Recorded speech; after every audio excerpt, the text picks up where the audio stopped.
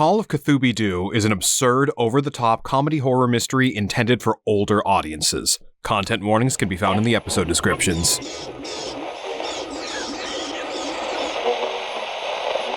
Ladies and gentlemen, put your hands together for the Hex Girls! When you hear something go bump in the night, or you swear you're being watched by disembodied eyes, and you're not sure if you can make it out alive, you gotta decide to run or fight for your life.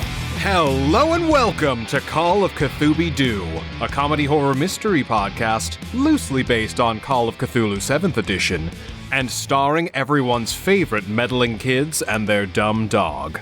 I'm Danger Dan Jerz, and I am your Crypt keeper of Arcane lore.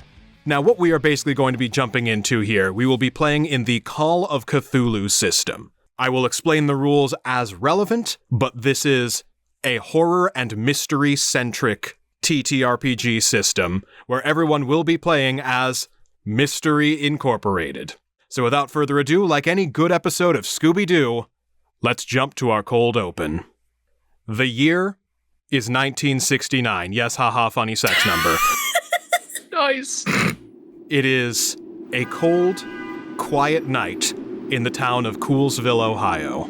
A factory worker, worn down from a long day at his shift, shambles his way back into his house, opens the door, and collapses down onto his couch, complaining about a splitting headache.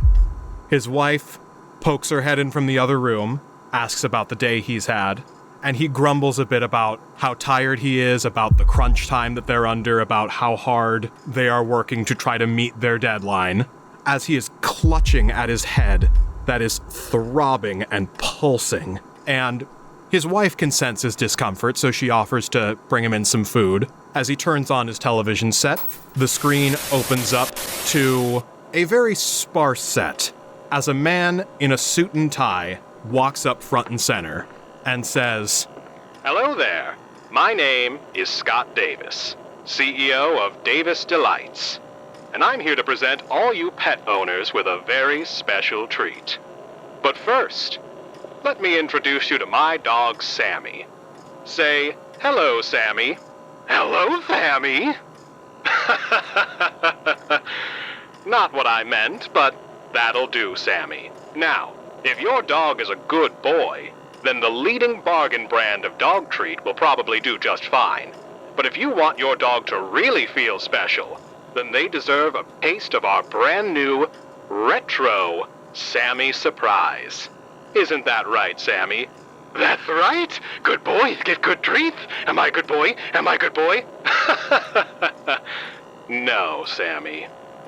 You're something even better. Other dogs are good boys, but you're a Great Dane, and you deserve to be treated like an even greater Dane.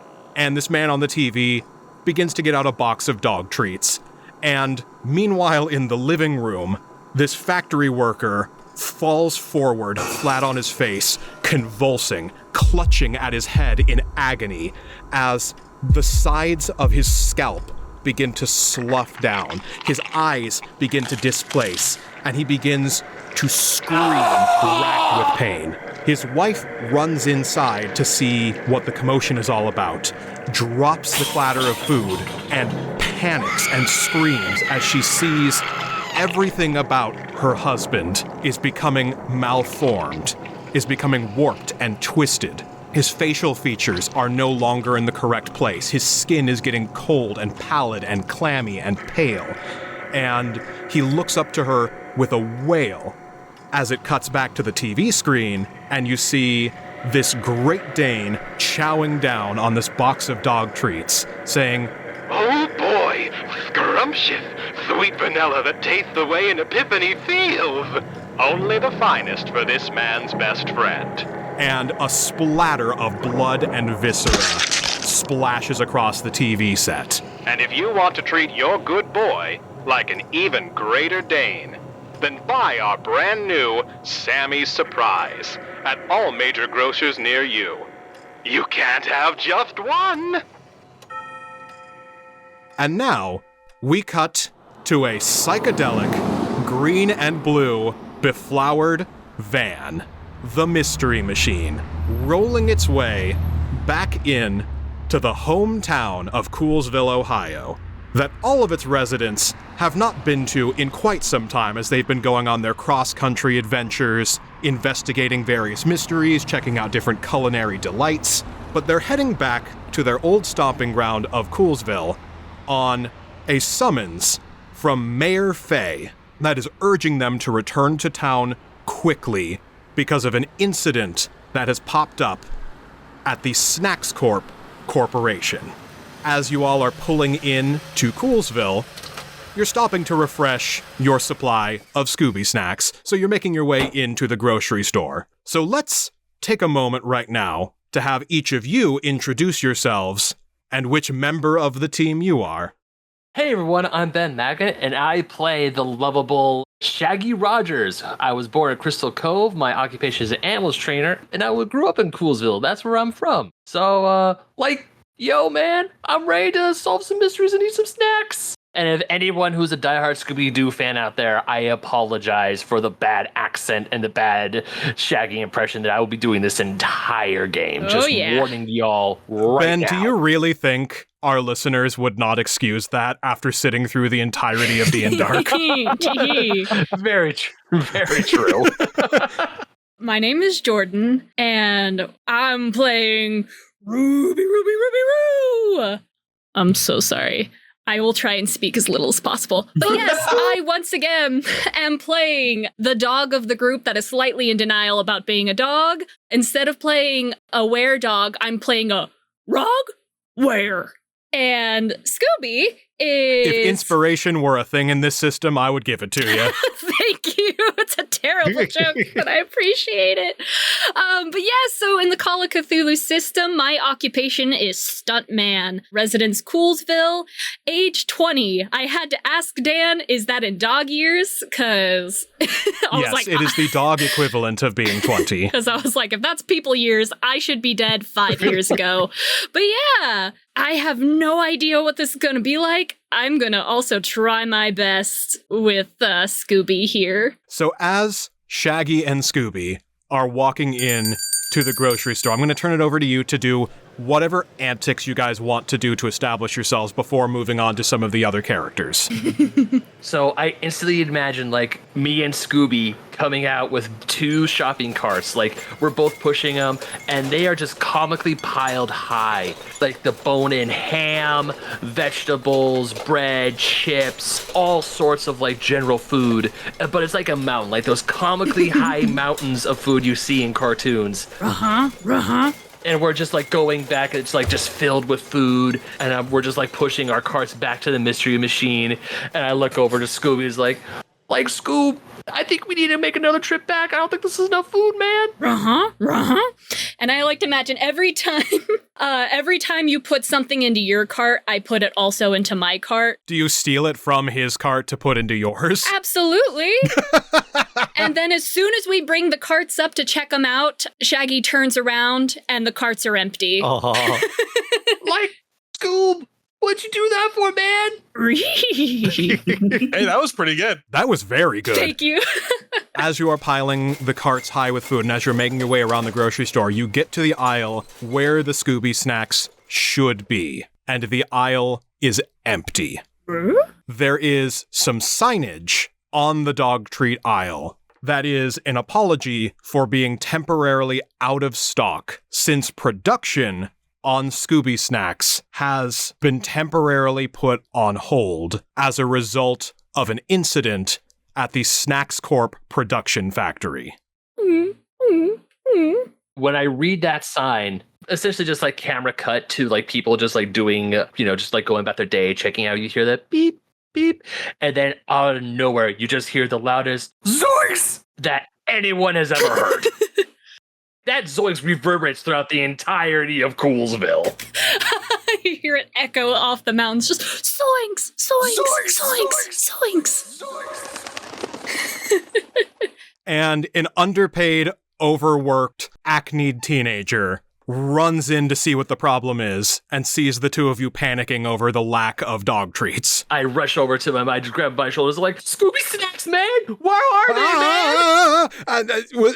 If you could just be patient, we're out of stock. We will be getting a refilled shipment in 2 days. The Scooby there's something that went down at the Scooby Snacks factory. They're out of production for a little while, but we will be getting some Sammy surprise boxes that should be filling their place. So if you want to just come back in a couple of days, we can get you the other brand. Man, have you ever tried those? Those taste like saltine crackers dipped in dirt. Why would I try them? They're dog treats. I look over to Scooby's like, Scoob, like, we gotta go to the mystery machine right now, man. This is an emergency. And I think at that point, we'll have the rest of the group make their way into the grocery store. Hi, everyone. I'm Aaron. I'll be playing Fred Jones, the intrepid leader of our mystery-solving gang. My gaming occupation is taxi driver. I'm going to amend that to van driver. Yeah. Obviously.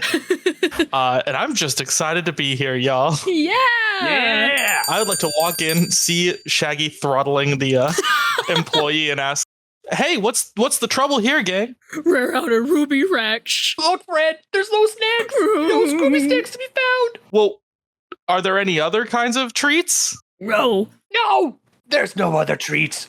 only Scooby Snacks. Oh, dear. I'm sorry, guys. The demand was really high, and so we sold out of everything that we had. In 2 days, we'll be getting our new shipment of Sammy Surprise to fill their place. You can come back then, and I don't know. I haven't eaten any of them because I'm a person. I don't eat dog sacks, so I don't know what your deal is, but I'm sure it's fine. Have you never had to be, persuaded to solve a mystery? That is an excellent question. Really? Because that feels like something that should be rolled for. I'm just going to roll history. Yeah, and as you're doing that, Scooby falls into Fred's arms, just gaunt in the face. I can't make it 2 days. I need my Ruby Rex. Ugh. And just a little spirit, flies out of his mouth. Oh, man, I gotta get Scoob some food. So I go and I just, rush over to the deli and I order a sandwich. Classic Scooby-Doo sandwiches just to get Scooby some food. 3 stories high. When you bring it over, his just jaw unhinges and he eats the whole thing in one bite. Ranky Raggy. Man, this is making me hungry too. And I pull out my own, 3-story tall sandwich and I do the exact same thing. He rolled a 50 on a 40 stat. To explain really quickly for the listeners who are unfamiliar with the Call of Cthulhu system, everything we make is with a D100. We are trying to roll below a certain threshold. We have a percentage chance of success. So the threshold for success with this worker was 40%, and I rolled a 50. So that would be a failure on his part. So on that note, the employee of this grocery store, it's been long enough that Mystery Incorporated has been gone from the town that this particular teen never really had any run-ins with them, and so is kind of new to the whole mystery-solving thing. That being said, as a consequence of that, he's going to see the horrific food-fueled ingestion chaos that is happening with Shaggy and Scooby and is going to make a sanity check. Plot twist, we're the Eldritch monsters here. I was just gonna say, with Fred's one question, he killed someone already. So to explain how sanity works in this system, it is effectively a secondary health pool. Anytime any of the players encounter something particularly traumatizing, they will have to roll to maintain their sanity. If at any point they lose 5 or more points of sanity from a single event, then they will have to roll to not go temporarily insane. If over the course of the game, a player loses 1/5 of their total sanity or more, then no roll, they go indefinitely insane. And if a player loses all of their sanity, then they are removed from the game as they are effectively so overwhelmed and so traumatized that they shut down and need to be removed from the situation to get immediate, intense psychiatric care.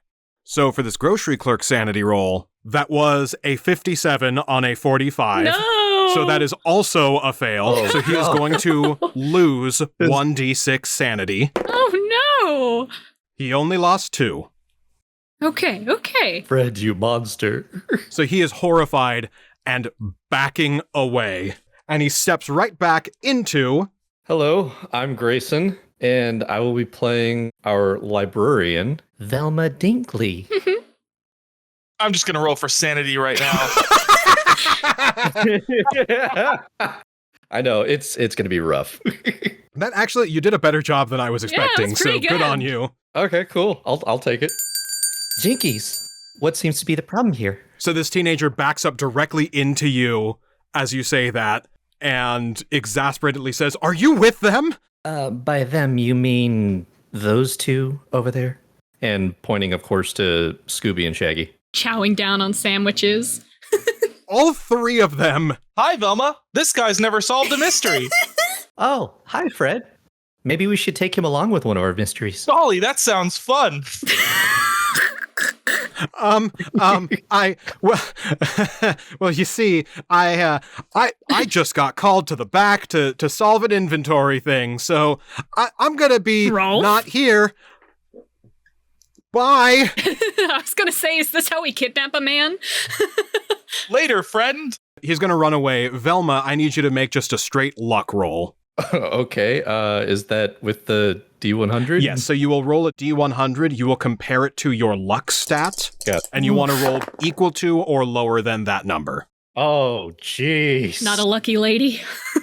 Definitely not. That looks like a 66, and my luck was 40. Oof. Oh. So that is a fail. Yes. So as this employee runs his way out of here, he bumps into you and your glasses come flying off. He makes his way to the back, running around our final investigator, making their way inside. Hi, my name is Daniel Cruz, and I am hesitant to do voice for my character. Do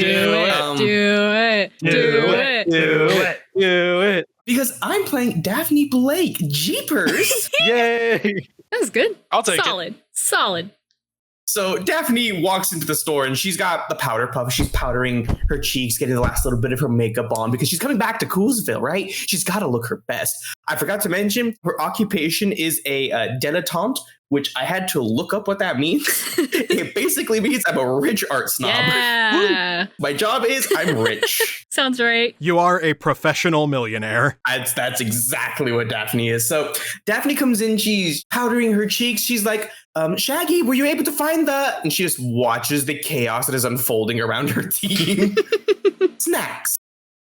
Roll. Like, no, man. You see the shells? There's no Scooby Snacks. This must be the reason why we can't wait to come back. She takes a deep breath, tries to keep her composure. She's the rich one. She's the sophisticated one. She's old money, definitely old money. So she's got that.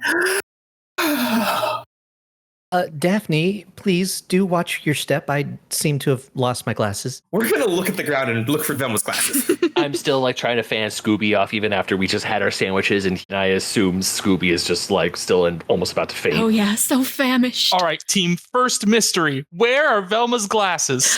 Can I roll spot hidden? Yes, you can roll spot hidden for this one. She can't be seen without her glasses. I got an 88 and my spot hidden is 25. 81. Yeah. Spot hidden is Hell yeah. 20. No, wait, 50. Still fail. I mean, I'll totally roll too, but I gotta find the stat. Yeah. As soon as you say the word Mr., we all just go into gear. I was going to have you guys roll intelligence for this, but Ooh, spot can I do hidden's a that? way worse I wanna do stat, that. so please, spot hidden. Hey, man. No. Okay. Yeah, I'll roll. I'll totally roll. Let's do this. I just like rolling. 84, baby! Yay! 5 minutes in, Velma can never find her glasses again. Oh my God. Oh, forget all of you. Spot hidden, I rolled a 19 and I got a 30. Yeah! Hell yeah! Nice. All right, so as Daphne is making her way in and her feet are coming down dangerously close over where the glasses are, Fred, you are able to snatch them up in time and hand them back to her. All right, another one for the books. And I'm going to pull out a little notebook and write down Velma's glasses with like a cool little question mark doodle. and then check it off. But like above that one is Velma's glasses with a cool little question mark and a check mark. Above that is Velma's glasses with a cool little question mark and a check mark. And then above that is the last actual mistake. Yeah. Yes. Absolutely. By any way, did anyone find my glasses? I can't see Oh, them. yeah. Golly, here you go. I'm loving this. All right, so you have your glasses back. If you ever lose them permanently, then any sight-related check will be a permanent, hard, or extreme difficulty for you. Hell yeah. Let's do this. We don't need that for a brainiac. So Daphne's going to go over to Shaggy and Scooby. All right, boys, I know that you wanted your Scooby snacks, but she looks at the carts. I think you're okay on snacks. River. There's a difference, Daphne. That's food. We need snacks. Red, we got a mystery to roll. Take whatever food you can up to the front. I'll pay for it. It's okay. We'll get this and we'll figure out what happened with the Scooby snacks. Oh, we better, man. We need our Scooby snacks. And I just go back. I take the cart and I just go around and like run through the store, just grab a mountain of food because Daphne said she paid for it, so I'm going ham. Pun intended. She kind of leans over to Fred. Can we fit all that in the van? Yes, we can, man. Okay. I don't think it's going to make it to the van, Daphne. Good point. Oh my God. When we go out, you see Shaggy with the chef's hat after we paid for it, and I just like magically have a smoker and I'm barbecuing, I'm grilling cheeseburgers as I'm walking to the van. You're just rolling the grill. Pretty much. As you are rumbling around back and forth all across this grocery store, as soon as you stop moving, the rumbling continues as you look over your shoulder towards the front entrance, and a limousine pulls up. And stepping out of it is a woman in a suit who looks very official and very, very small, and with a stern, serious look on her face, marches her way inside, her feet moving very fast. As she pushes open the doors, she sees the chaos and pandemonium that's going on, sighs and says, "Well, it looks like Mystery Incorporated is back in town." And she makes her way over to Daphne, extends out a hand and says, "Daphne, darling, it has been too long. I'm so glad that you got my message. Things are dire here, as I'm sure you've noticed." You can say that again, man. Mayor Faye, of course. Daphne reaches out and shakes the mayor's hand. As soon as we heard that Coolsville had a mystery, we knew we had to be the ones to come and help you out. I drove here really fast. I'm not saying it was illegal, but the speed limit may not have been observed at all times. I don't need to know that, and I'm going to pretend you didn't say that. Thank you very much. Now, as I'm sure you've noticed, we are having a serious crisis with our Scooby Snack production factory. It is the town's major export, after all, and the thing that put us on the map. So, while we are happy to have Scooby-Doo, our town mascot and the most famous celebrity to have ever walked the streets of Coolsville, Ohio, it is a pleasure to have you back, Mr. Doo. And she goes to shake your paw. Oh, Robert. And I shake. Feeling a little bit snubbed. Rhyme-a-reverie. But there was an attack on the local factory nearby. And from what we can tell, what we were able to get from the security camera footage, that is a new invention after all, invented in this year, the year of 1969. Very informative. So the Snacks Corp Corporation has video surveillance footage that we've been able to scrub, and it looks like there was a strange monster that attacked the factory, and all of their recipes for Scooby Snacks have gone missing since then. Now there did seem to be a little bit of a skirmish. There were a few people involved. We were able to identify a couple of witnesses that seemed to be local teenagers, Stacy Tyers and Tyler Stately. If you want to go investigate the scene of the crime, you can go to the Snacks Corp factory. We've left everything untouched. You can see the factory exactly as it was when everything went down. You can go talk to Stacy. She works at the local malt shop. You can go talk to Tyler and get his witness report on it. He's an Eagle Scout and is on a sleepaway field trip to the Coolsville crater. You can, of course, also, if you need to follow up on anything, feel free to make use of the Coolsville Public Library. and you might have a little bit of difficulty getting in, but our local newspaper, the National Exaggerator, also did some extensive coverage on it. I don't know how useful that information will be, but that is an option you can go down to. I want to go see Uncle Ed anyway. That's my uncle. He owns the National Exaggerator for the rest of the team. Oh, okay. It's a little touch of info for you. All right. I'm gonna roll a d20 real quick.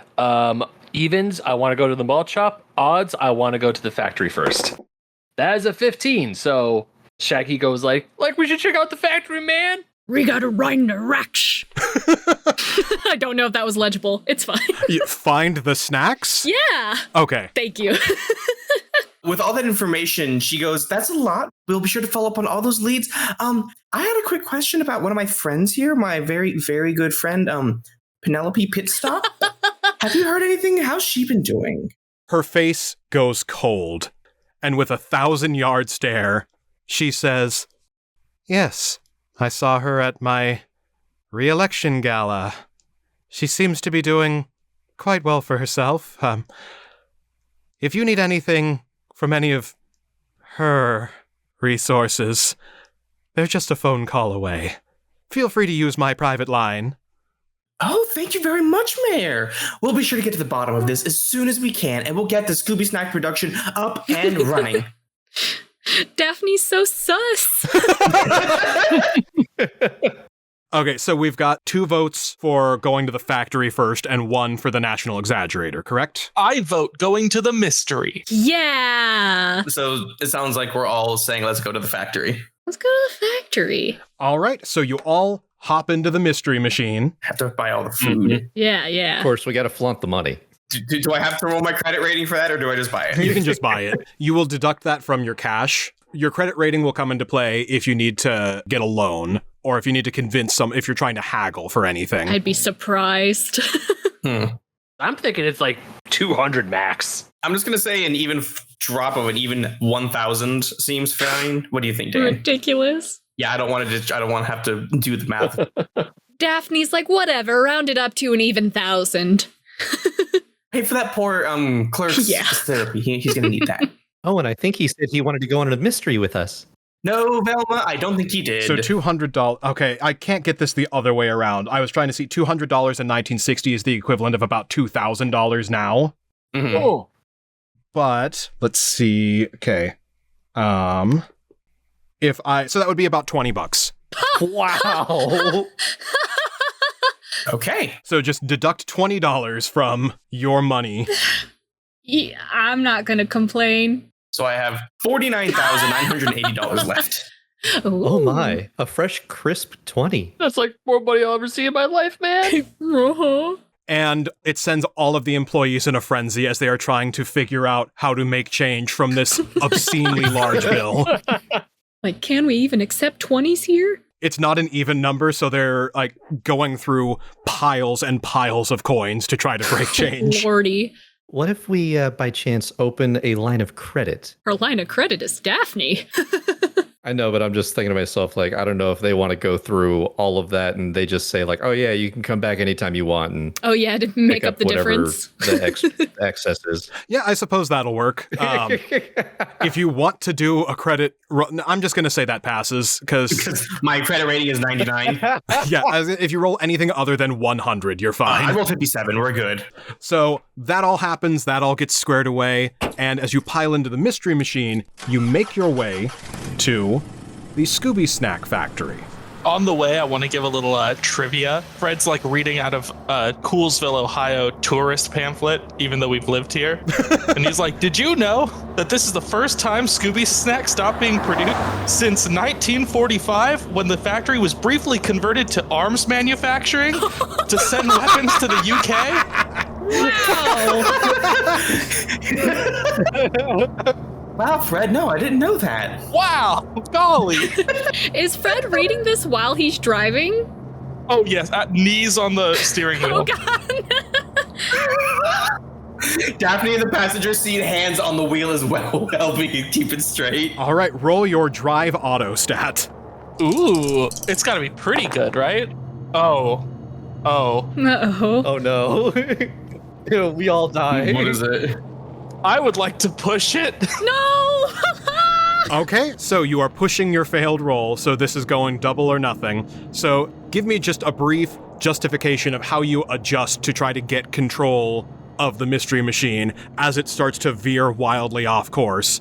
You will roll again. If you fail, you will have a harsher penalty. We will have a harsher penalty. But if you succeed, it'll be as though nothing happened. I scoot so that it's like legs up, feet on the steering wheel. Grabs it with his toes. Leaning deeper into the chair. Oh, thank God. Oh, God. Another 19. And my, half thing is a 30. All right, so that is a hard success. Woo! So this has happened enough times that this is a learned maneuver. I'm just holding on to Shaggy for dear life in the back. I look over to Scoop. Is like, hey, Scoop, maybe we should go have some wizard time, man. Right? Just teeth chattering. So you drive your way up to the Scooby Snacks production factory at Snacks Corp. You make your way inside, and it's laid out sort of like the Ace Chemical Factory in Batman, where there are these big vats that have been recently emptied out, where they would store the different ingredients and the formulas in order to make the perfect snack food, the perfect dog treat that humans can enjoy too. They don't market it that way, but we know. But We're all about know. human quality grade dog food here. Only the best. And as you make your way inside, this more rotund woman strides her way over to you, and as she's flustered with everything else that's going around, she leads you over towards the catwalks as Constance McSnack, the CEO of Snacks Corp, strides in, and she says, "Oh, Scooby-Doo, how good it is to see you. I wish it were under better circumstances, but I just know that you'll be able to get to the bottom of this. Here, let me take you right to the center of everything, and of course, once things calm down and we can get our production back up, you will of course be handsomely rewarded with some of your favorite treats."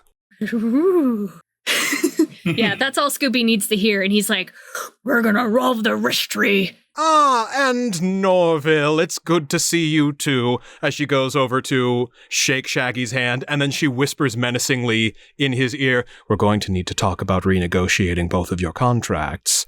But it's so good to see you."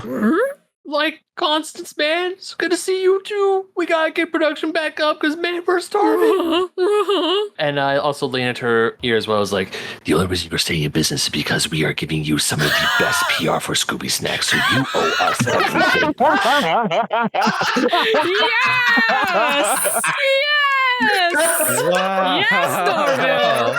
Oh, that was such a good twist. Oh my God. Roll Intimidate with a bonus dice.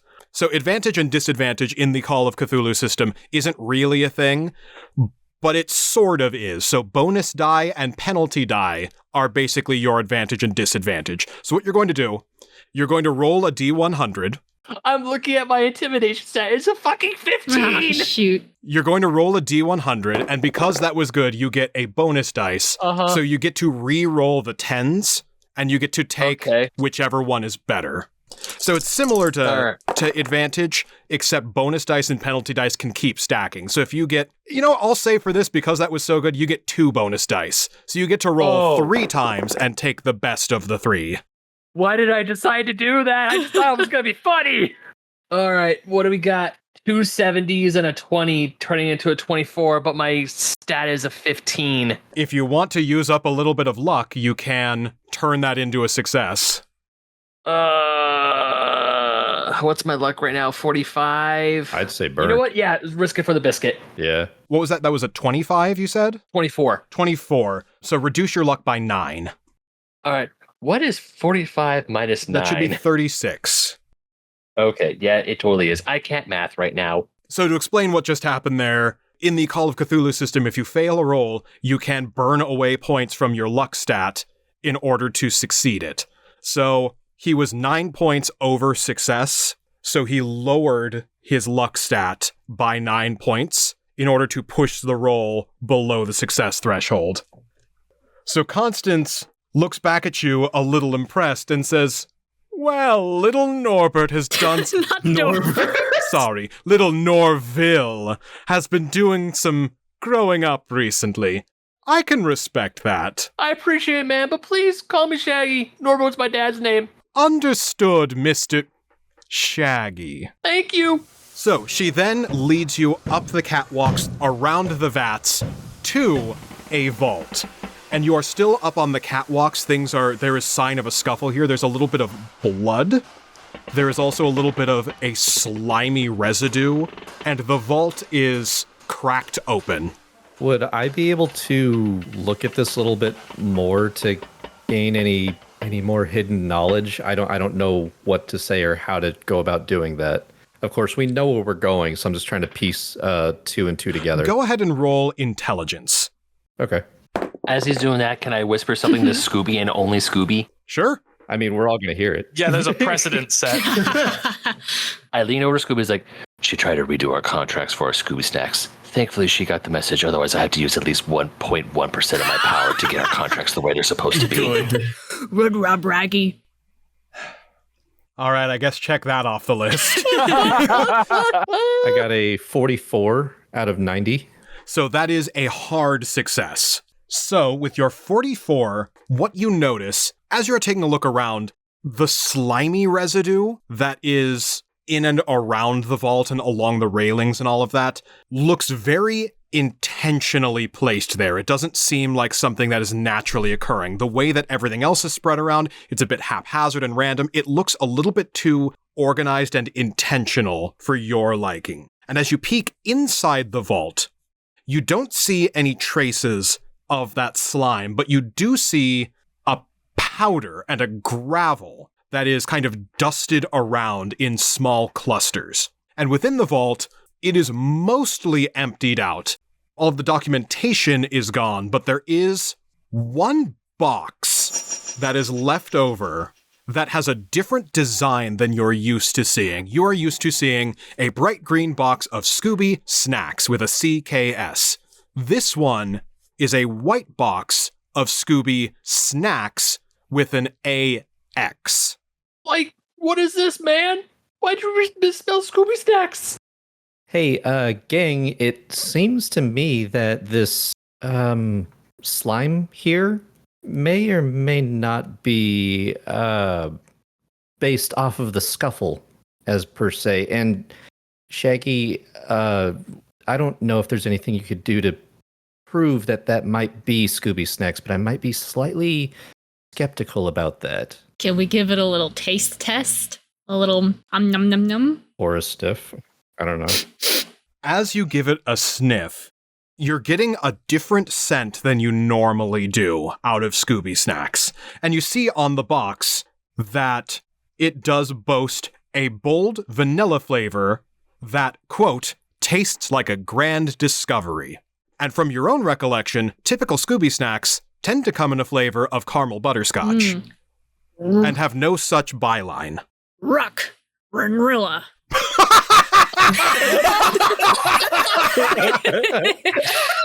Oh. It's so hard. I know you said yuck. But What you heard is what you heard. The intent is all that matters. So do either of you eat an original recipe Scooby Snack? I take the tiniest. Actually, no. This is Shaggy we're talking about. I just take the box and I just pour it down my throat like I'm drinking something.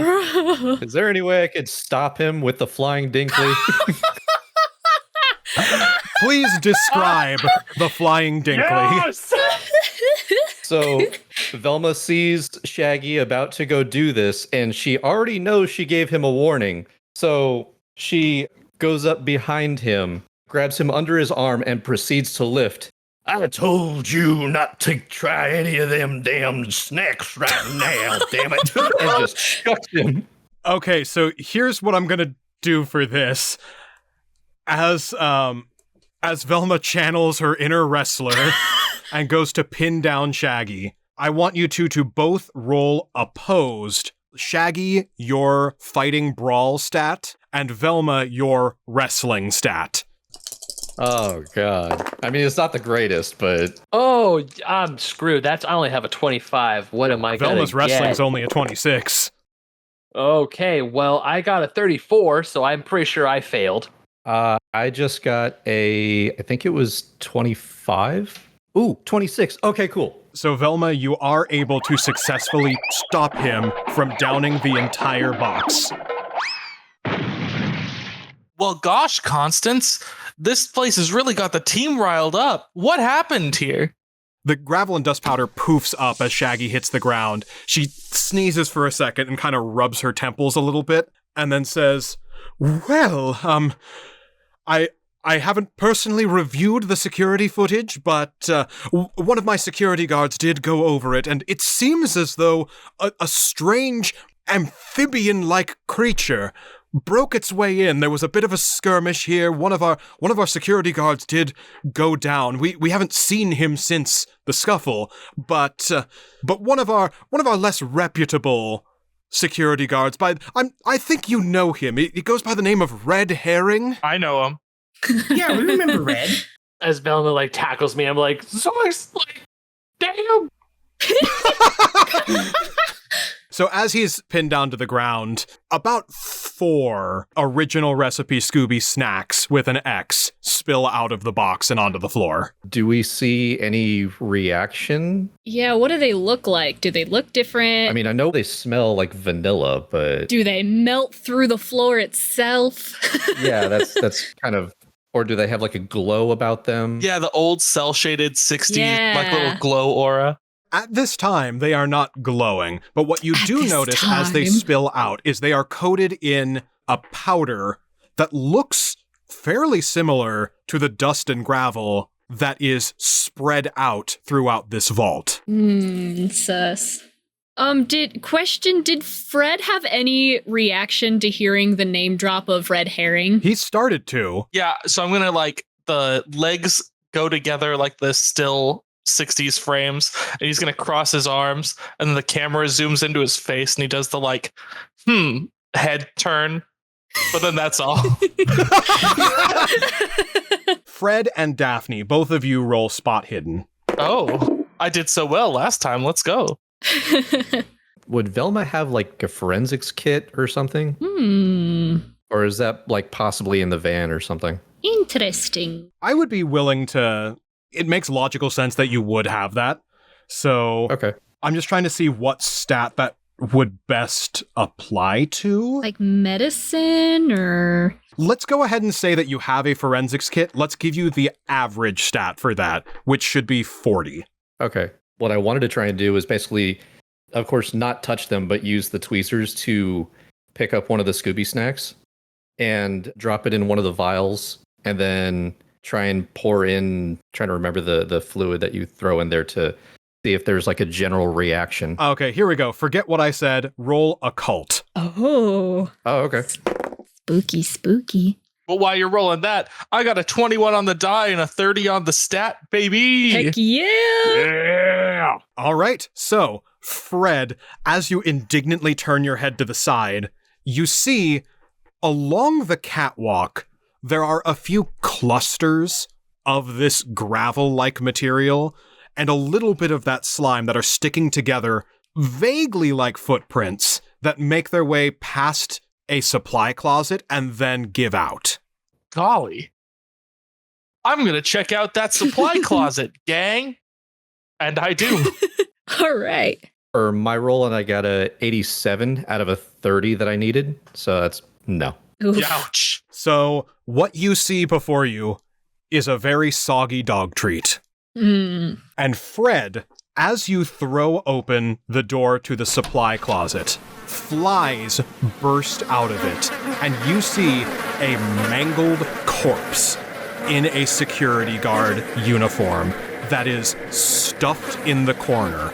The bones are broken. The limbs are mangled. It is bloody. It is unrecognizable. But you do see the name tag on the security uniform, and through blood stains, you see the name Red Herring. Make a sanity check. Oh no, why is that so low? It is determined at random. It's also why your luck is so high. It's determined at random. Oh my god. Sanity is 30. I rolled an 8. Woo! Ooh, wow. That's really good. So you will take 1 sanity loss. Neat. Well, gosh, Constance, it doesn't look like OSHA's gonna like your factory very much. Seeing that, she panics and then calls for the other security guards to rush in and pushes all of you out. She gathers you together and pushes you out the door as she is panicking and says, I'm so sorry about this. I really hope that you got everything you needed, but this is quite the emergency that we need to get to the bottom of. So I'm sorry, but we are done here. Thank you, and I hope that you uncover more information while we deal with this. I see this, I just yell, Zorks! Like, he's dead, man! Shaggy, make a sanity roll. No! Oh, shit! That's why I didn't want to say anything. Oh, I'm a 40? Oh, no! Oh, damn, guys. Oh, no! Oh, no! 55! Oh, no! All right, so you will take 3 sanity loss. Okay. So lower that stat by 3. And if at any point collectively throughout the game you lose 8 or more sanity, you will be indefinitely insane. Wow. Yikes. Guys, we gotta use my dumb dog brain to look at stuff, because I've got a sanity of 90. Holy shit. Oh, wow. My dumb dog brain can't comprehend the horrors I'm looking at. But so we were not able to look at the security cam footage, huh? You are not able to look at the security cam footage. Damn. Which may be for the best, considering many of our sanity stats. Yeah, considering what probably happened. Can I try to talk to Constance to maybe let us have 1 more minute to look at the security footage? Or is she gone? Go ahead and roll charm. That's what I was hoping for. As she's just like shoving us out the door. Powder in my nose a little bit more. My charm is 60 and I rolled 32.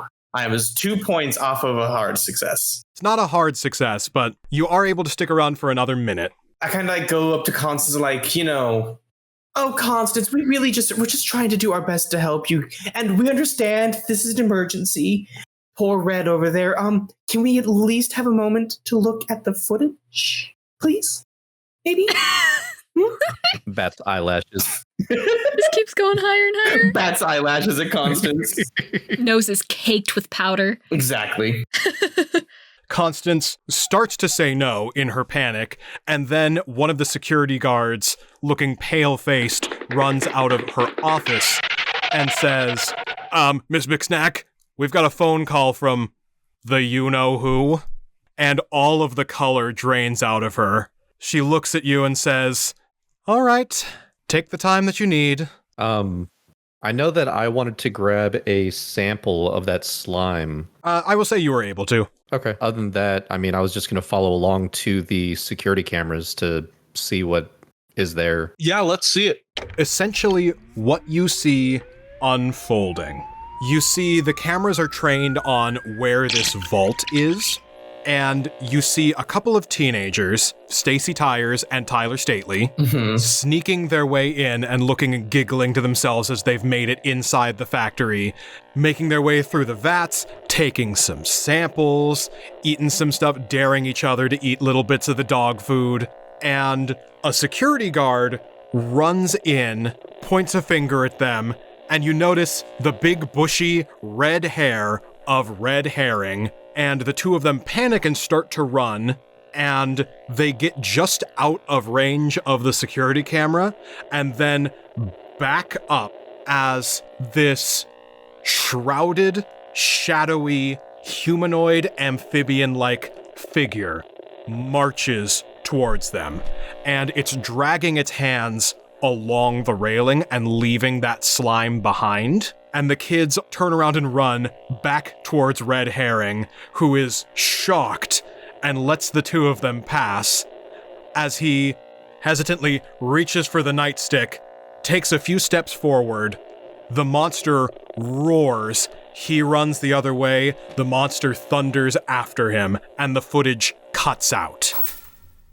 Generally speaking, since I originally looked at the scene, would I have been able to gather that that happened roughly around the same time, or is there a major time gap? As far as you can tell, this is accurate to the time that the incident took place. Okay. Golly, gang, that looks kind of like the ghost of Captain Cutler. Good pull. Not dissimilar. That's my contribution, team. Well, we seem to know who we're looking for, but I don't know. The monster seems a bit too theatric, maybe? I don't think we're going to find much else here. Let's keep all this in mind, but maybe we should go and talk with one of the other two. What if first we set up a trap? Fred, I know you like your traps. Fred kind of puts her hands on his shoulder. Fred, we don't know what kind of trap yet. Like a mouse trap, but bigger. Fred kind of like strokes his cheek awkwardly. Why don't we do more investigating? Then we can do the trap. We'll let you set up the trap. You can set your trap. I won't tell you can't do a trap. I'm going to trap the monster. Oh my gosh. Yes, you're going to trap the monster. Fred, you can't trap the monster just yet. We don't know the monster to trap.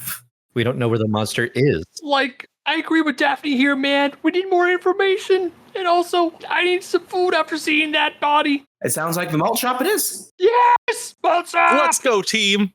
All right, so you all make your way to the malt shop. And as you're pulling up to the familiar hangout spot that you all frequented, and most especially Scooby and Shaggy frequented, you pull up to the big ol' sign that says O'Greasy's Malts. Yeah, I imagine Shaggy and I just like run in place and then pew, right into the shop. Exactly. Throwing open the doors, you see that it's a relatively busy day. You're somewhere in between the lunch and dinner rush, and it's a little unseasonably packed for this time of day. But still, as you thunder your way in, you see a big ol' round head that is bald but covered up by a chef's hat poking out through the window in the middle as he's flipping like 3 burgers at once, running around the kitchen, and says, "Hey, if it isn't my favorite customers! Welcome back, Scoob! Welcome back, Shag! Take a seat!" Reddest run of everything. I have no idea what you said. All right, one of everything, you got it! Yeah. So glad we have a translator. You know, Charlie gets me. Yeah. Just what I was expecting, boys. I actually already had half of everything prepared, so give me just a few minutes and I'll get you the whole menu. Oh, sounds great, man. You always know how to do food justice. Golly, make it 2. Red Herring is dead now. Would you shut up, Fred? I'm trying to enjoy my meal here. And as he's got like 4 burger patties in midair, and he's running around the kitchen, he hears you say that, stops dead in his tracks, puts down his spatulas, the burger patties flop down onto the grill, and he says, I'm sorry, what did you say? Did you say Red Herring is dead? Gosh, yeah, I did. And the whole diner turns and looks at you. There's a jukebox in the corner that a couple of kids are dancing to that are like doing the monkey, doing that one Batman scuba dance to. That stop, the music screeches to a halt, and all eyes are on all of you. Fred, that was... Thank you for making that announcement. Could you have done it more quietly? Like, maybe you could have said it after we'd eaten? Honestly, Fred, tact. And some of the kids are looking pretty shaken. They take their seats again, and one of them saying, "Man, I sat behind the guy in math class. Wow, it really goes to show our own mortality." God. Oh, good. We're getting deep and existential already. There's a few of the other patrons are kind of going back to what they were doing before. O'Greasy, a little shaken, picks up his spatulas and goes back to, very slowly, making the food. "Man, I knew that kid. He came in here every other Thursday. Wow. Just goes to show how precious and fragile life is." I didn't realize Red was so young. Red was our age. Yeah. Oh. I thought he was older. No, Red is from Pup Named Scooby-Doo. He was the bully dude. Oh my god, I remember him now. Red herring. Oh my Red god. herring. Okay. There's a couple of other older patrons that are sitting there, and one of them says, he was a bit of a menace anyway, and gets smacked by the people he's going, show some respect, a kid just died. Yeah, whatever. And there's one lone silhouette that is sitting in the back corner that is heavily shadowed, that doesn't seem to react, but that reaches out towards a radio set and turns it on. And a little bit of music comes back in, and everyone starts to more or less get back into the rhythm they were in before. And then Stacy, a blonde-haired waitress in roller skates, skates her way over to you and offers to take you to your seats, and just kind of whispers, the whole red herring thing was really tragic, but he was kind of a jerk. And then takes you all to your seats. Stacy, I honestly thought better of you. Well, I'm sorry, I've just had a really stressful week.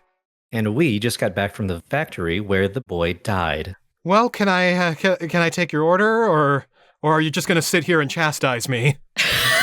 I'm gonna reach out and try to charm again. I'm gonna put my hand on hers. We'll have some milkshakes, and when you get a chance, we'd like to have a few words with you about what's happened. If you have a chance, if you feeling up for it. Okay, roll charm.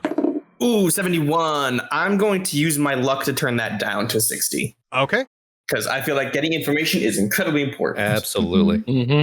So reduce your luck by 11. So I'm down to 39. Oof. And she says, okay, well, I know a little bit, but I don't know all that much. I'll get you your malts, and then I'll tell you what I know. We appreciate it. She skates away to the back to put in for the malts, and everybody go ahead and roll your listen stat while she does this. Ooh.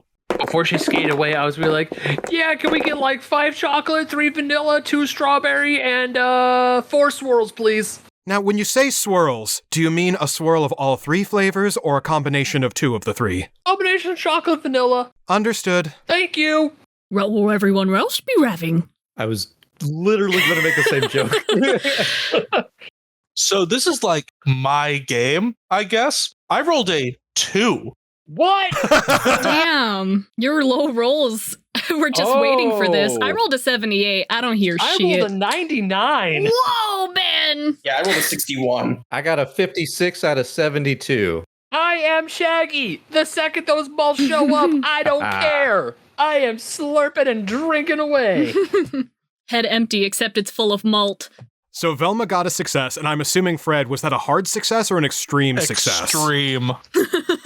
So, Velma, what you overhear as she makes her way to the back and starts preparing the malts, she is putting herself together, and you overhear a little bit of her rehearsing what she is going to tell you before she comes around to make her way over. Fred, you hear the same thing, but you also hear from the radio off in the back corner. It's largely drowned out by the jukebox that has been turned back on, but this personal radio switches over from its programming to a commercial for Sammy Surprise. And you hear a brand new retro flavor of Sammy Surprise will be hitting the grocery stores within 2 days.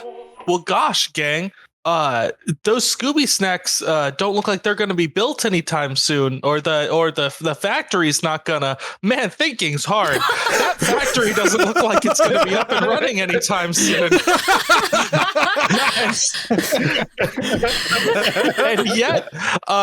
And yet they're talking about a new snack coming out in 2 days. How is that going to happen? It ends with the same tagline. Sammy Surprise by Davis Delights. You can't have just one.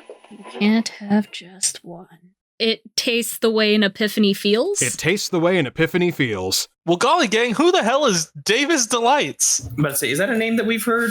Would that be a name we're familiar with? Yeah, can we roll? Is there a history or? The only exposure you would have seen to that was back at the grocery store. You were told that was what was going to be filling the dog treats aisle in place of Scooby Snacks. Right. I just feel like, gang, when a sudden new capitalist gets mentioned, it tends to be pretty obvious who our enemy is. Huh? That's right. Fred, honestly, I don't know where you get these ideas. Quiet. I'm trying to listen to what Stacy is going to be lying to us about. Yeah, what's wrong with Gosh, sorry, gang. I'll just put that lead right in my back pocket. Gosh, sorry, gang. This is the 1960s. We still trust capitalism blindly. Exactly. Excuse you. I have a $5 million worth of assets available to me. They are damn right we believe in capitalism. Daphne is capitalism. This shit works. I mean, we've been living off of Daphne for however long, Right? so absolutely. All right, so Stacy, having pulled herself together, skates over towards you and then nods to Charlie O'Greasy, who adjusts the lights so a spotlight hits her, and she poses. I'm going to give you a recap of what happened the only way I know how, using my thespian training. Oh, Lord. Gosh, I thought you knew words. Oh, you don't need to do that. Band theater show. That's why I love this place. So she begins roller skating in front of you, reenacting the beats of the story that she is telling you, as she says, Tyler and I were walking home. He was helping escort me home after a late night out, studying for the big test, as she does a spin and a flourish. And then, as we were walking past the Snacks Corp factory, we saw a security guard that happened to be walking by on his rounds. And we were from the outside, from behind the gates, as she passes her hands in front of her face, doing like some jazz hands. Through the gate, we saw this guard walking on the outer catwalks, and it looked like he was having a heart attack, as she is motioning and pulsing her hands out over her chest. Now Tyler, who is a trained Eagle Scout and an expert in CPR and first aid, knew that we couldn't just leave him, so we had to go in and help. So we jumped over the gate, and she does a big leap, and then lands on the skates, spins around, and poses and dips. We ran to help the guard. Tyler bravely and valiantly began his CPR and first aid training. And then the guard's skin began to melt off, and his head bulged through, scales bristled up, his eyes popped out of his head, and she starts getting more and more grotesque and gruesome with her movements as she's getting really into it. And there was blood. There was so much blood everywhere. And it was the most horrifying thing either of us had ever seen. His skin just ripped off of his skeleton as this monstrosity, like bursting out of a caterpillar's chrysalis, she erupts. Yes, she. This beautiful, elegant monster. She erupted and left behind the skin of that security guard. And I felt so scared I nearly fainted as it reached its arms out towards us and let out a horrifying and began to step towards us, and Tyler bravely picked me up off the ground. We ran out of there and leaped over the fence, and as we turned around and looked back, there was a glow from under the doors, coming from inside the building. And the last thing we saw was this monster ripping the doors off their hinges and shambling inside. And then we ran as fast as we could. Oh, Tyler was so heroic, and I was so scared. And that is scene. And she brings her hand down, and the lights go back to normal. A couple of people very slowly and unimpressedly clap. Fred claps enthusiastically. Woo! And then they go right back to eating, as they did before. And then she, still posing and sweating profusely from her performance, says, "Now, can I get you any refills while I'm here?" A quick question. The guard that you say this creature beautifully burst out of like a caterpillar from their chrysalis, was that red? Well, gosh, I don't know. The whole thing happened in such a daze that I don't think I knew who the security guard there was. I know Red works there as a security guard. It could have been him, but there was more than one security guard there that night. I've got a question, too. Golly, why are you such a fucking liar?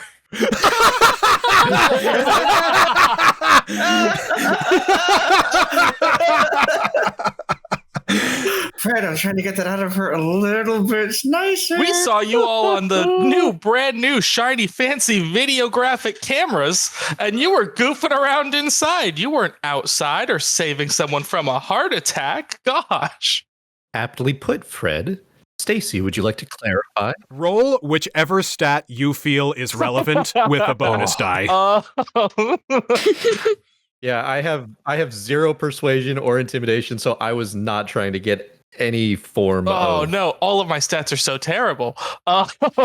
Firearms. Use firearms. I'll go intimidate. All right, that's a 15% chance. Y'all pray for me. Praying. Oh, God. Hashtag bless. Okay, well, thank God for that bonus die. Oh my God, it's the same value. It was fate. It's a 52, unfortunately. Oh. So with a 52, that does not succeed. And she is shocked and appalled, and a couple of other people start to look over at the harsh language that you just used, clutching their pearls. In this, the year 1969. As all the horror was happening, Scooby's jaw just dropped and his mouth full of food is just slowly like falling out onto his plate. He just gross, thanks. Shock. Pure shock. Yeah, it's nasty. So she looks appalled and says, well, you don't have to believe me, but that's my story and I'm sticking to it. Fantastic. So we'll be calling the police and you can give them your statement, even though we have you on those videos that say otherwise. With a 52, she's not going to believe you about the video camera footage and says, what are you talking about? It's not like they're a film production studio. They wouldn't just have cameras lying out.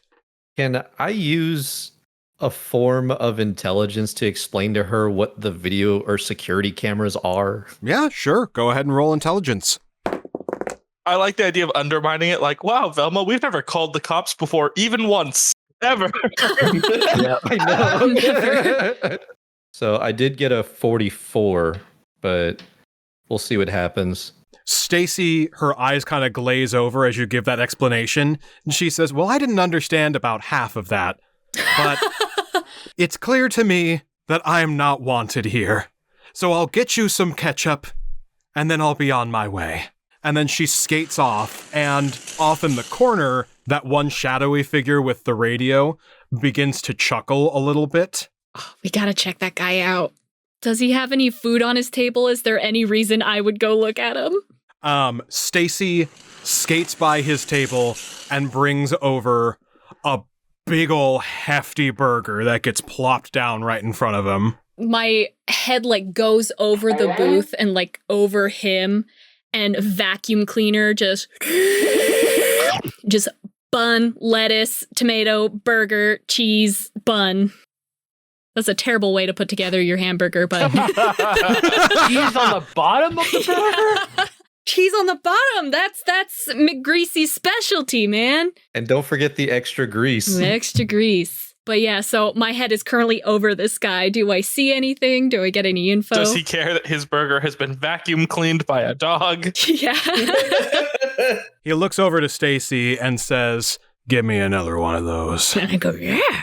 And then he looks at you, and he is still heavily shadowed and wearing a big old wide brim hat that is covering most of his face. And you recognize that this is an older gentleman, Old Man Smithers. Old Man Smithers looks up at you, and he says, I understand that you're looking around the incident of the factories. Uh-huh. You're going to want to stay away from them.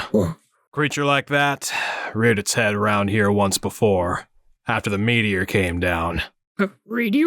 Yeah, everybody here knows about the meteor. Over at the Coolsville crater. Ooh. Gee, mister, we're from here. We don't know about that. Happened about 5 years ago. Ooh. Meteor came down and everything's been different since. You want to stay away from there. Something not right's going on. There's these monster people keep popping up. Monsters? The animals are going crazy around there. And the story that little lady's telling, it's one to be afraid of. And he lifts his head up, and you can briefly see under the brim of the hat, something's very off with this guy. The texture of his skin, not the color, but the texture of it looks off. His skin looks a bit softer than it should. It's still wrinkled and it's pulling up in weird places, and it takes you a minute to realize what is so disconcerting about his appearance, and then it dawns on you that his eyes are not in the right place. Like they're kind of cockeyed, or is there like one on his forehead and one on his chin? His face in general is drooping and sitting a little bit lower than it should. And he starts to say to you as you ask about the crater, all I know is you want to stay away from those factories. And this drivel that they're playing on the radio, do not have more than one. Whatever you do. And he is interrupted by a high-pitched scream from behind you all. And as you all turn to look, you see Stacy has dropped her tray and is panicking, pointing and clutching her face as, coming in through the doors, on all fours, there is this dark, shadowy, gelatinous, amphibian-like creature that is the size of two people, that is heavily obscured and is thundering in. It begins to stand up on two haunches and then reaches out a hand towards Stacy. Everybody make a sanity roll. Oh, ruh-roh. I think we're gonna have to take these shakes to go. When you hear something go bump in the night, or you swear you're being watched by disembodied eyes, and you're not sure if you can make it out alive, you gotta decide to run or fight for your life. A blood curdling howl in the air sends shivers down your spine. Tell me who's there, but sooner or later you'll find the monster's lair. Is this a crazy dream or a real life nightmare? There's no time to be scared. Don't get caught unprepared. The Hex Girls will be there, and you better dig deep, cause you gotta solve a mystery. There's no time to be scared. Don't get caught unprepared. The Hex Girls will be there, and you better dig deep, cause you gotta solve a mystery. Oh yeah! I like that Fred turned into a psychopath when I rolled really well on that sanity check. That was awesome. I was about to say, oh man, your phantom is showing. I couldn't help it. He rolled and was like, I'm unfazed. Yeah. He's just, this isn't He's real. like, I see this shit all the time. I like the idea that you just don't believe it's him. Like, you're like, no, he's up to some no good nonsense somewhere else. This is a elaborate ruse. A very smelly, rotted, elaborate ruse. Elaborate ruse.